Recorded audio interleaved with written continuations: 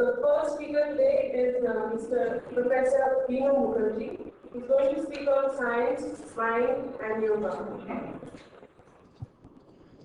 Good morning, everybody.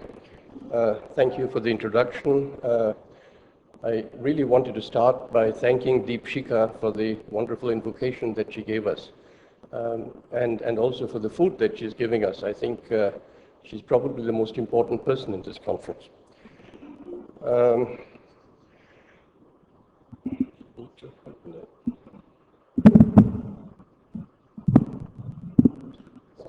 Okay, thank you.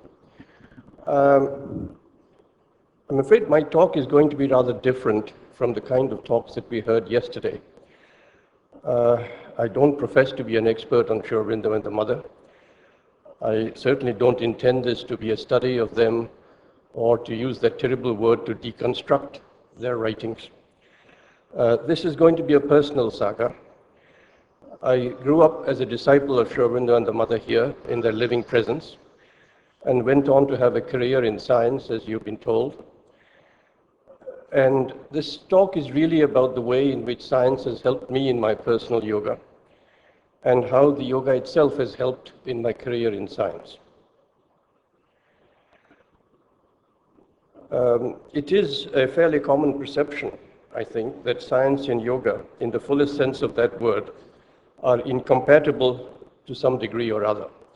The perfect example of that is in one of the questions that comes later on for discussion today, where they are talking about the possibility of having a connection between science and spirituality. I hope that by the time I finish this, you will probably think that that connection is not needed, because it's really part of spirituality. But it is true that it has been rather fashionable for scientists to question concepts that cannot be simply understood on the basis of reason and experiment. And the usefulness of science has equally been called into question by many who actively pursue their own spiritual development. Having spent my formative years in the Sri Aurobindo ashram, and then having gone outside to study further, and having had a career as a university professor of physics and a research physicist, I have often been asked how I reconciled being a scientist with my personal yoga. There are, I believe, three parts to this question. Firstly, can a scientist have faith? Secondly, does science play any positive or negative role in one's personal yoga, of self-perfection? And thirdly, does one's personal yoga help in one's scientific activity? My answer to that question has perforce to be a personal one, in that it will be based on my own experiences and my own development over my career. And so to begin, I must review my own background. I spent the most formative years of my life between the ages of 6 and 22 in the Sri Aurobindo ashram, in the living presence of Sri Aurobindo and the Mother. After I had my first contact with them at the age of 4. My post-secondary education was carried out here at the Sri Aurobindo International Center of Education, where I finished the higher course and then completed specialized courses in maths and chemistry, mathematics and chemistry, which do not exist today. I continued my studies at the University of St. Andrews, as has been said, and then completed a career as a university professor of physics in Canada. And I retired as the head of my department in 2007, and have since been dividing my time between Canada and here. Given my background, it is but natural that my own ideals have been very strongly shaped by the vision of Sri Aurobindo and the Mother, and their yoga of self-perfection, which includes the development of the mind. I will, from time to time, perhaps tell you about one or two of my interactions with the Mother. And in this connection, I'd like to tell you that when I was 12 years old, the Mother told me that from that time on, I should really start to find her within myself. That although we will remain in external contact, that really I should be able to find all the answers to my questions from the inner contact, which she said she would help me to develop. And that I have tried to keep as my guide throughout my life. There was another interaction which really has helped me greatly, and is perhaps a bit of an exception here, in that as I was finishing my PhD, Mother actually asked me to get married, and I had not really planned on this. And she told me whom to marry. I found out later really why this was, because I was very lucky to have a wife who had an extraordinary aspiration and a very deep inner contact. And it was very clear to me that Mother wanted her here, and I was just the means of getting her here. But in that process, I have been helped enormously, and we've had a life that's been remarkably free of any complications or stress. Let's get back to science. Science is an activity that is controlled largely by reason and logic, and so any contribution of science to human development has to be seen in the context of the mind and the latter's contribution to one's yoga. But this question would be moot if the pursuit of science resulted in a loss of faith. So let us consider that question first. The basic object of science is to observe and understand the truth of nature. So both the scientist and the spiritual seeker are inherently searching for the truth, even if the heights aspired to might be different. The practice of science consists in making precise observations and then in making full use of one's mental faculties to analyze the results of the observations and earlier conclusions so as to establish rational laws to describe and predict the behavior of nature. That is science as it exists today. The mental effort and the material resources devoted to scientific research are quite enormous, and yet the results seem pitifully inadequate. At a personal level, even the most successful scientist can only advance our understanding in a very small sphere. The advances are quite fragmentary, and more often than not, they give rise to further questions and new complexities. The developed mind, with its main strength in the sphere of rational analysis, is capable of dividing, subdividing, comparing, but finds it almost impossible to achieve any kind of a total or synthetic picture, and the physicist's dream of understanding nature on the basis of a small number of universal laws is as far from realization as ever. This is in spite of the fact that the very effort of pursuing research is pushing ever further the development of the mind itself. A careful observation of the progress of science must inevitably lead us to the conclusion that although much has been achieved, the human mind is a limited instrument that is rather inadequate for the task of finding the truth of nature, and that we scientists have set ourselves. Even amongst the cases where some modest understanding has been achieved, many of the scientists responsible have confessed to obtaining their basic ideas intuitively rather than through the application of the rational faculty. This has been the case with me too. It is often that I have had ideas which have come when I've been involved in an activity that really does not require much mental activity, such as gardening. In the case of my life in Canada, driving late night on the highways, and so on, where you do not need, it's not like driving here, so you really do not need much of your mind when you do that. Thus, the practicing scientist, having pushed his mind to its limits, is uniquely aware of its limitations, and he has an inkling of realizing knowledge from beyond the mind. Being also aware of the scientific basis of human evolution, he has no difficulty in accepting the need for further evolutionary processes that will develop faculties more powerful perhaps than the mind. And of science,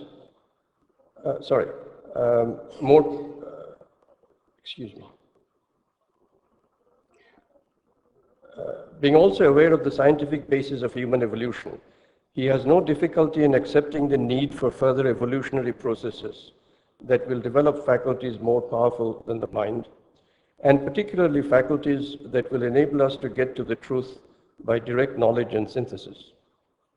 A clear knowledge of the limitations of the human mind and of science also makes the scientist more welcoming of knowledge based on intuition and inspiration, and it ensures that the well-developed mind is a modest mind. I can hardly emphasize too strongly that the proper use of any tool requires a good knowledge of its limitations.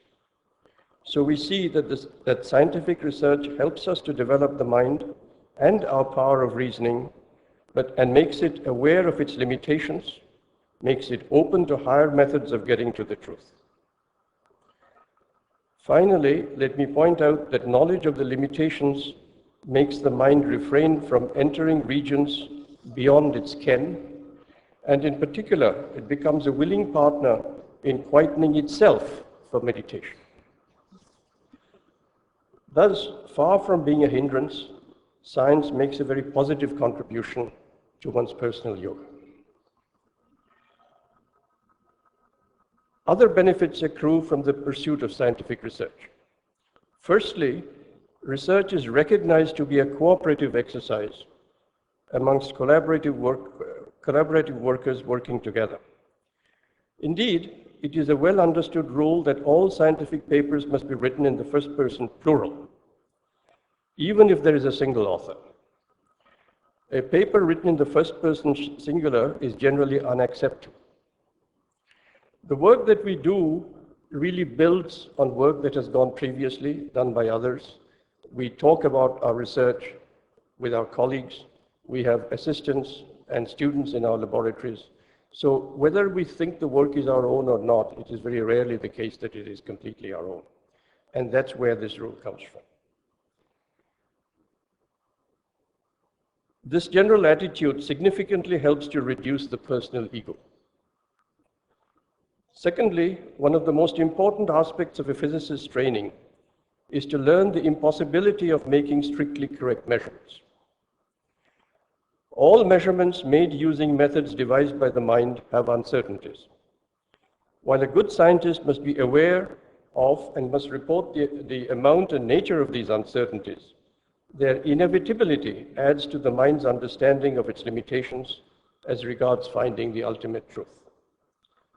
Thirdly, the pursuit of scientific research requires that the scientist have an open mind without any preconceptions and personal predilections. He must be able to observe, analyze, and report his results as honestly as possible. This develops in a scientist the quality of being able to think independently of the baggage of personal history and personal experiences that he accumulates during his life. This is exactly the quality of detachment that is such an important part of a developed mind, and that is so essential in yoga. Let me tell you another story here. When I was a student in Britain, I used to work during my undergraduate career, when I used to have 3 months of vacation in the summer. I was an apprentice correspondent with the BBC, an apprentice political correspondent with the BBC. I came once and met Mother at that time. And when I finished my undergraduate career, when I finished my bachelor's degree, I was offered a full-time job as a political correspondent at the BBC. And maybe I might have been here instead of Mark Tully, I don't know. But anyway, but when I said that, when I thought about it, I wanted to do a PhD in physics. I wanted to do it for my own development. And when I asked the mother about this, she said that this would make me a better political correspondent. And she explained the need for detachment in any political reporting. In fact, she made an example of studying India, and she said to me that if you wish to study India, you have to first forget that you are an Indian. And she explained, and she said that, you must look at your emotions, you must be able to pick them out one by one, and she gestured that you throw them off in a dustbin, in a waste paper basket or somewhere. So each emotion has to be looked at and thrown out.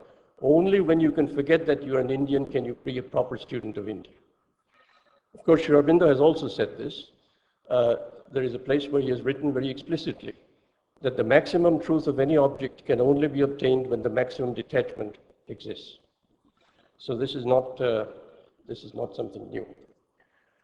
What is perhaps strange is that when I told the BBC that, they agreed totally with it. There are very few organizations in the world which would do that. So they kept the job open for me.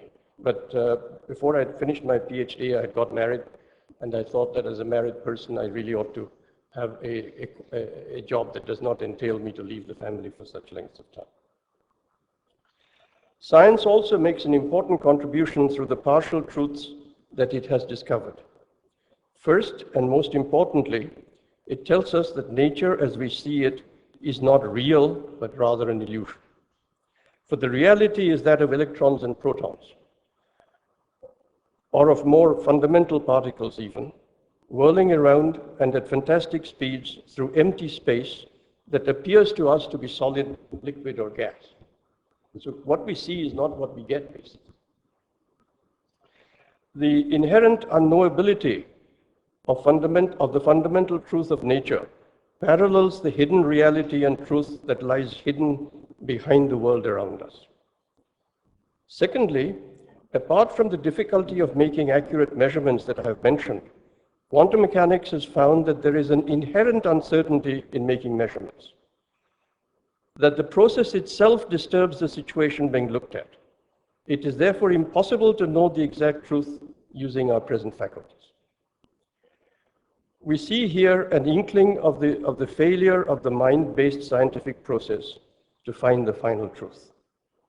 This very strongly points to the need to develop higher faculties for gaining knowledge using methods different from those that are in use now. Our first conclusion, therefore, is that the practice of science leads us to understand well the limitations of the human mind, and this helps us to stop using the mind on matters that are beyond its competence. There have undoubtedly been scientists who have questioned faith on the basis of reason and logic. Many of these have undoubtedly resulted from a lack of using the methods of science to a study of itself, given that one of the indispensable parts of any scientific theory is an understanding of the area of applicability of the theory itself.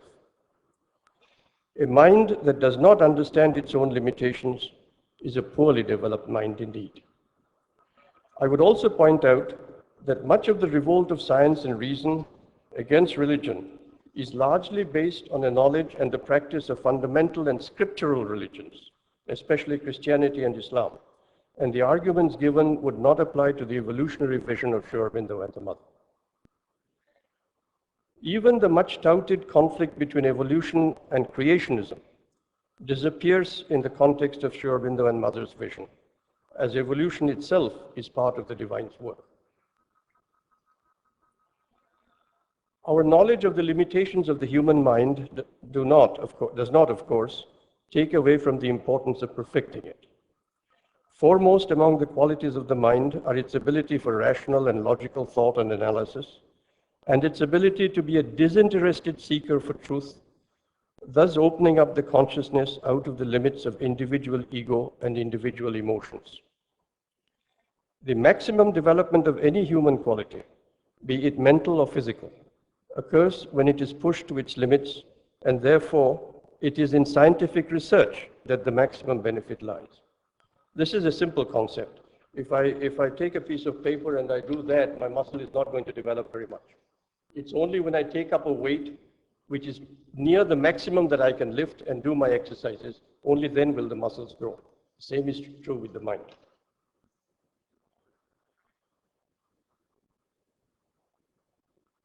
The study of science as carried out in school and undergraduate college education does provide an introduction to the methods and knowledge of science, but is of more limited value in the development of the mind.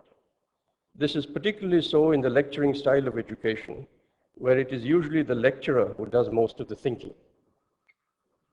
So we see that the practice of science helps to develop the mind and helps it to understand its limitations, both in its nature and its range of applicability.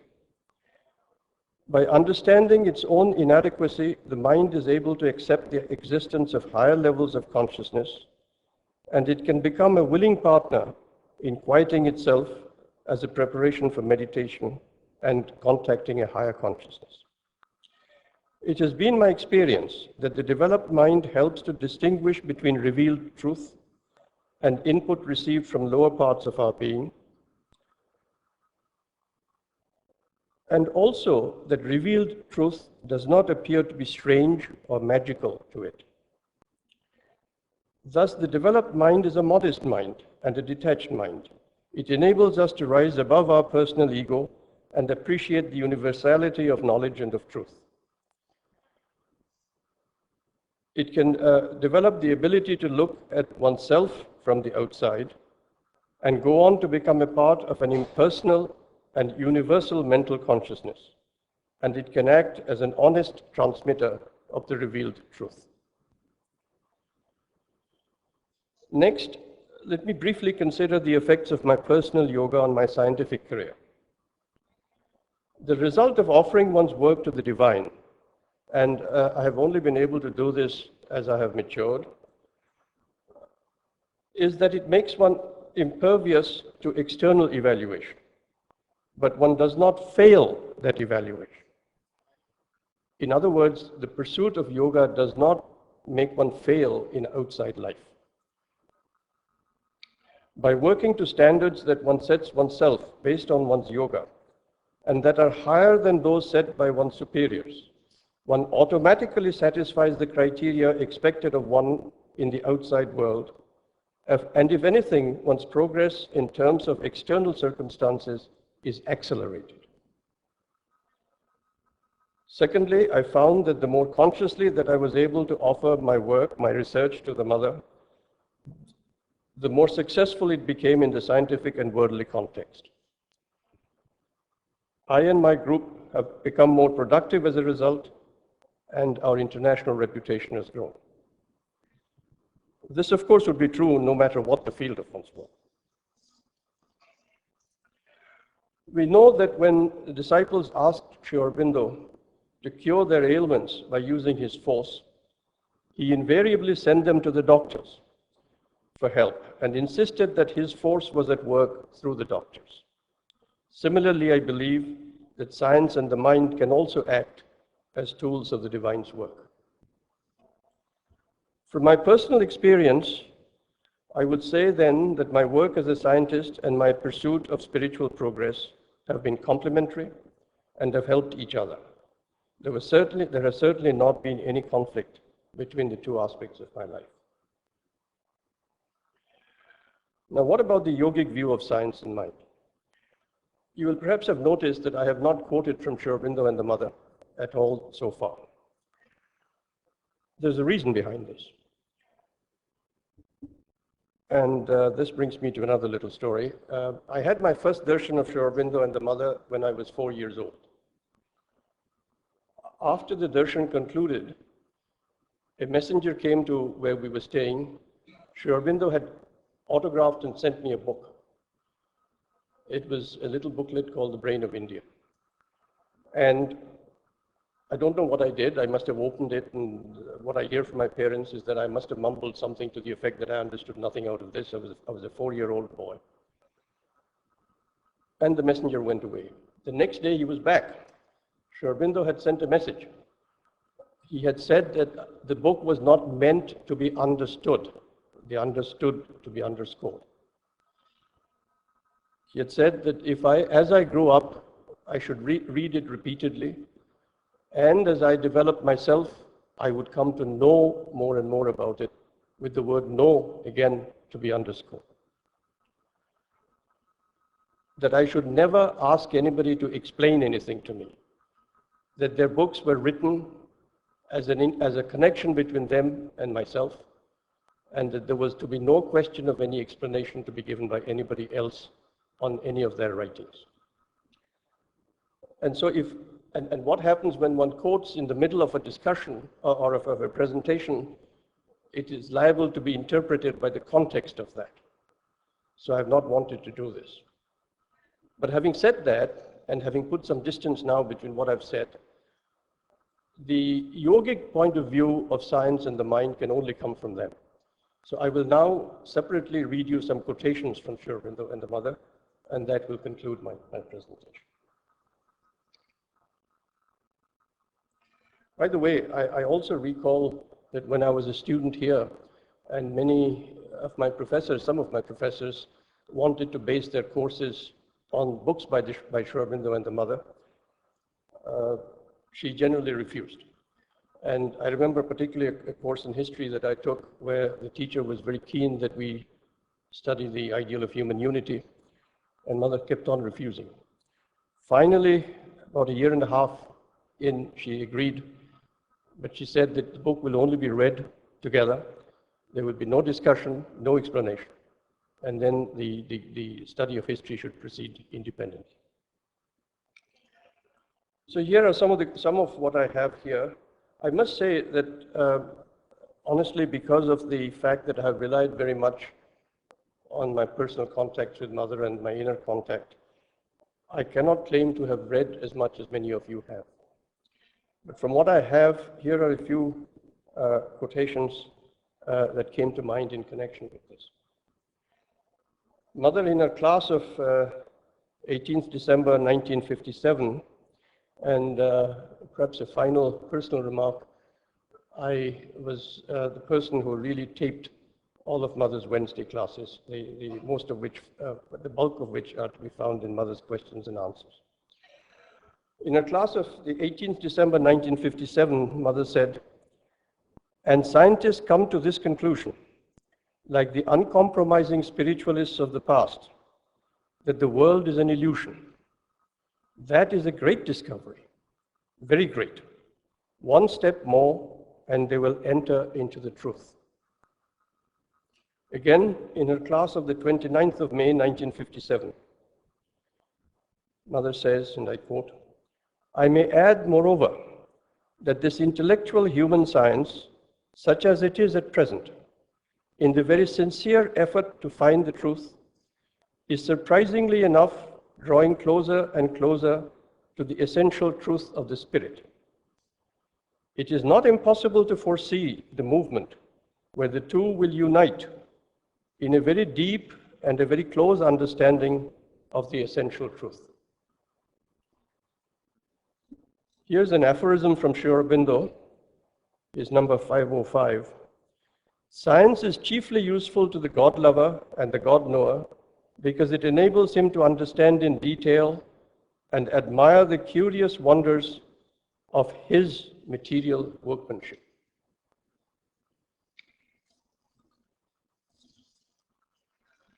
Again, from the mother's comment on one of Sri Aurobindo's aphorisms, a comment she made on the 24th of May, 1962. "But certainly, objective scientific knowledge carried to its extreme, if it is possible for it to become absolutely total, leads at least to the threshold. That is what Sri Aurobindo says. Only he says that it is fatal, because all those who have devoted themselves to that knowledge have believed in it as an absolute truth. And for them, this has closed the door to the other approach. In that way, it is fatal. But according to my personal experience, I could say that for all those who believe in the exclusive spiritual approach, the approach through inner experience, at least if it is exclusive, is also fatal, because it shows them one aspect, one truth of the whole, not the whole. The other aspect seems equally indispensable to me, in the sense that while I was totally immersed in the supreme realization, it was absolutely indisputable that the other realization, the outer, the illusory one, was only a distortion, probably accidental, of something that was just as true as that one. It is this something that we are searching for. Perhaps not only searching for it, but making it. We are being used so that we can participate in the manifestation of that, of that which is still inconceivable to everyone because it is not yet here. It is an expression that is yet to come. That is all I can say. Another one from the mother, again in a comment on one of Sri Aurobindo's aphorisms, and said on the same date, "For a very long time, it seemed to me that if a perfect union could be achieved between the scientific approach carried to its extreme and the spiritual approach carried to its extreme realization, if both could be joined, we would naturally obtain the truth we are seeking, the total truth. But with the two experiences that we have had, the experience of external life with universalization, impersonalization, in short, all the yogic experiences one can have in the physical body, and on the other hand, the experience of total and perfect union with the origin. Now that I have had these two experiences, and that something has happened which I cannot describe yet, I know that the knowledge of the two and the union of the two is not enough. That they lead to a third thing, and that in this third thing, which is in the making, in course of elaboration, it is this third thing that can lead to the realization, to the truth we seek. Yet the formula will come, I know, but it will come through a series of experiences that must be lived and which I have not yet had." And a final one. This one is from Sri Aurobindo, and it's about the mind, in a piece on supermind and humanity. "The visible imperfections and limitations of mind in the present stage of its evolution here, we take as part of its very nature. But in fact, the boundaries in which it is still penned are only temporary limits and measures of its still incomplete evolutionary advance. Its defects of methods and means are faults of its immaturity and not proper to the constitution of its being. Its achievement, although extraordinary under the hampering conditions of the mental being weighed down by its instrumentation in the earthly body, is far below and not beyond what will be possible to it in its illumined future. For mind is not, in its very nature, an inventor of errors, a father of lies bound down to a capacity of falsehood, wedded to its own mistakes, and the leader of a stumbling life, as it too largely is at present, owing to our human shortcomings. It is in its origin a principle of light, an instrument put forth from the supermind, and though set to work within limits and even set to create limits, yet the limits are luminous borders for a special working, voluntary and purposive bounds, a service of the finite, ever extending itself under the eye of infinity. It is this character of mind that will reveal itself under the touch of supermind and make human mentality an adjunct and minor instrumentation of the supramental knowledge. It will even be possible for the gnosis, a luminous reproduction of the truth in a diminished working, extending the power of the light not only to its own, but to lower levels of consciousness in their climb towards self-transcendence. Overmind, intuition, illumined mind, and what I have called higher mind, these and other levels of a spiritualized and liberated mentality will be able to reflect in the uplifted human mind and the purified and exalted feeling and force of life and action, something of their powers, and prepare the ascent of the soul to their own plateaus and peaks of an ascending existence. This is essentially the change which can be contemplated as a result of the new evolutionary order, and it would mean a considerable extension of the evolutionary field itself, and will answer the question as to the result on humanity of the advent of the supermind into the earth nature. Thank you very much.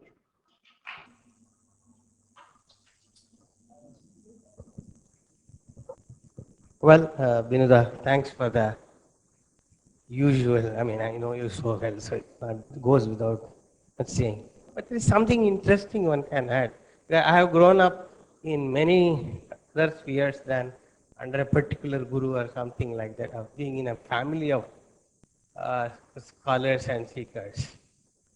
One of the things I have been impressed is when Vivekananda says, you should be in the world but not of the world.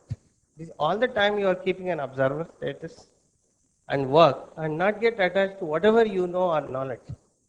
But science itself, I want to make a distinction between science and being scientific. Because science is narrow in its own part. You model certain thing, you get some axioms, you get layers of science. And the boundaries between science have to be understood, two sciences. Like the way at the atomic physics level it is one thing, at the molecular level it is another, supramolecular level it is another.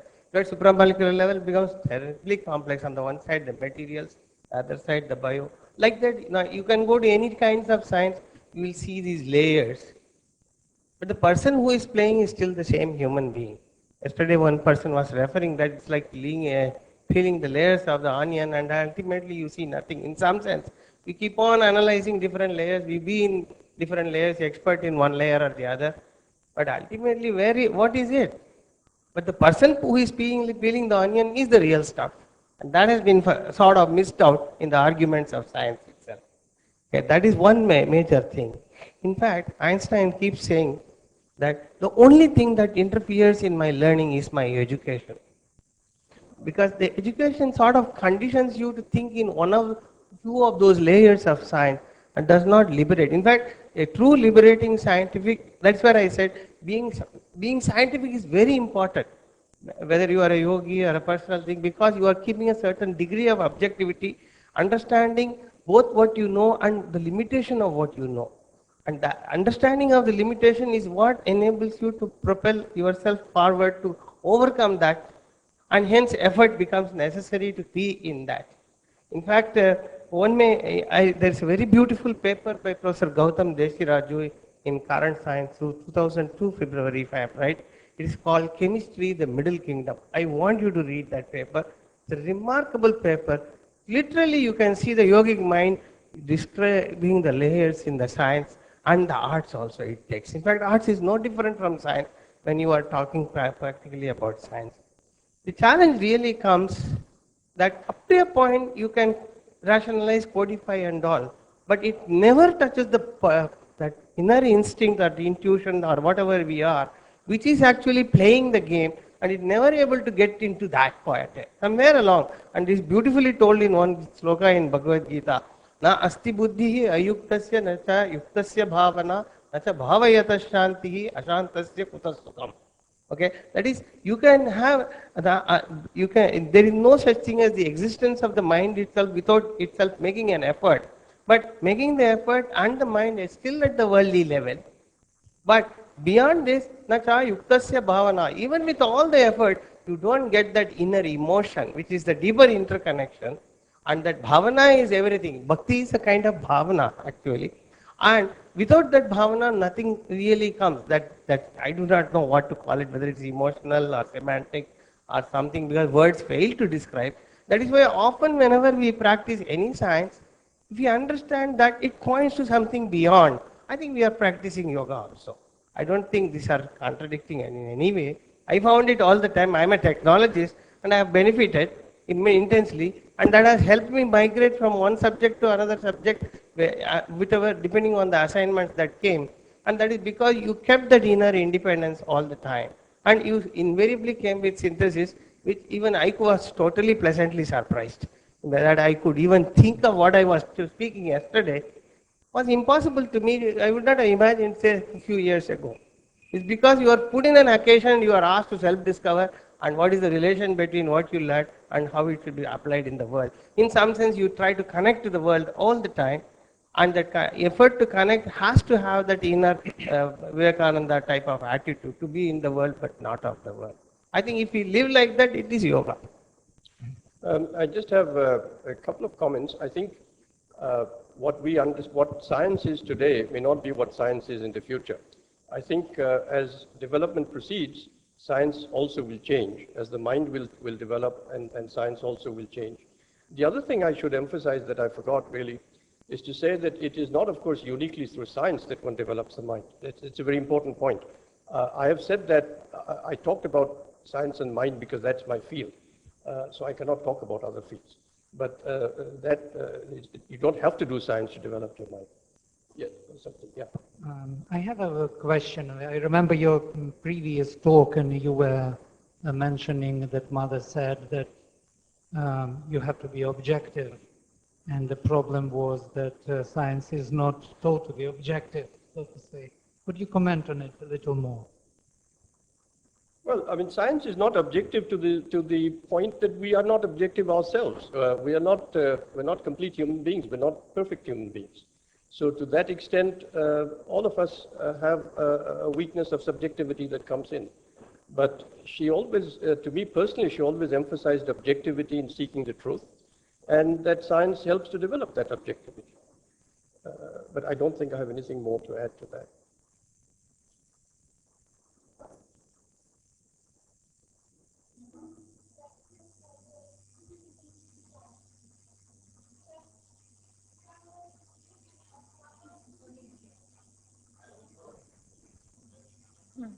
At one or two places, you are referring to personal yoga. In fact, I would like to know that personalized yoga, in which sense you are talking about it, because yoga, I think it should be a goal which leads to a kind of universalization, union, because personalized yoga, does it not reduce it to a pseudo yoga? I would seek some clarification from you. Well, I certainly believe that one's personal development or one's development is a very personal affair.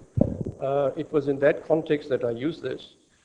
As far as a comment that I can make in this connection is that when Mother talks about the advent of the supermind and its influence on the world, she has said that a few people will in fact get there first. And it is the effect of their getting it that will then spread out into the world. So it is, I don't think this is a socialist endeavor. I think each individual human being is progressing at his or her own rate. And it is, there are some advantages to meditating together, for example, where Mother puts her force at one place and at the same time. But the development is very much an individual process. A collective thing can come only after the individual has raised himself. Then he may have the powers to do some collective good. Not until we have reached a certain stage can we do that.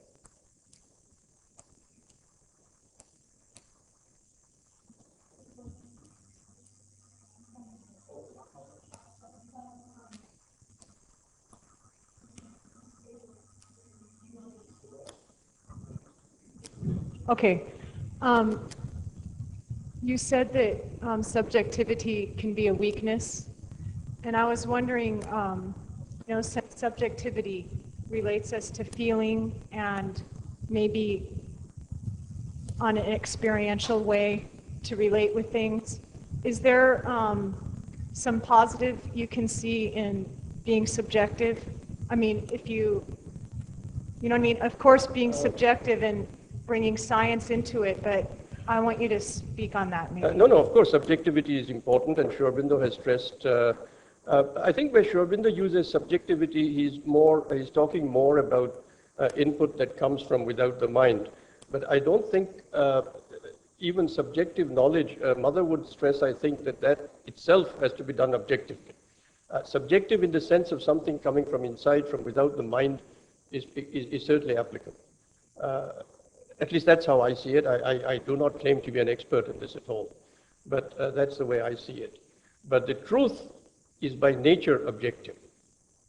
I think at least my experience points to that. I do not know whether truth itself can be subjective.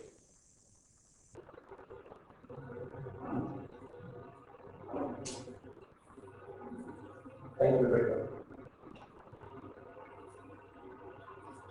Thank you, sir. I request Alokji to hand over the token from us to Professor Binu Mukherjee and his client for honor.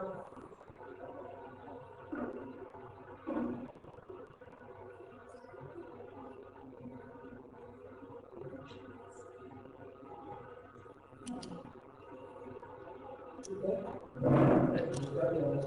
you so much.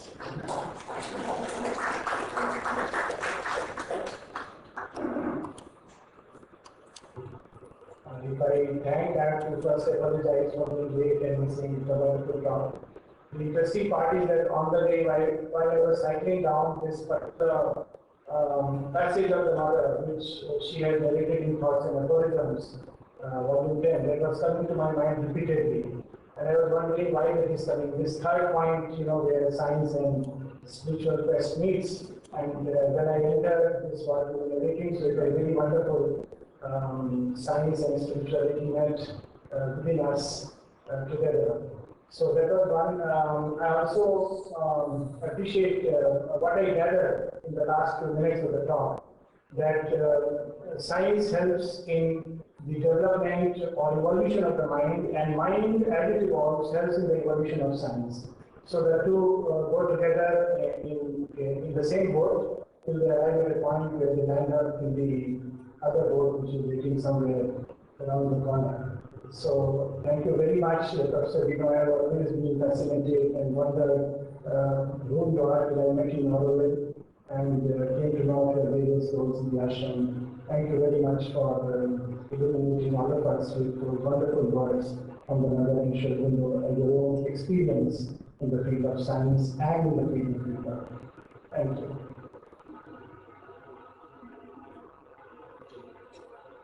Thank you, sir. We move on to the first session of the day, Science and New Consciousness. I request Sri Shraddha Ranade and Sri Anup Pandey to come and take the chair.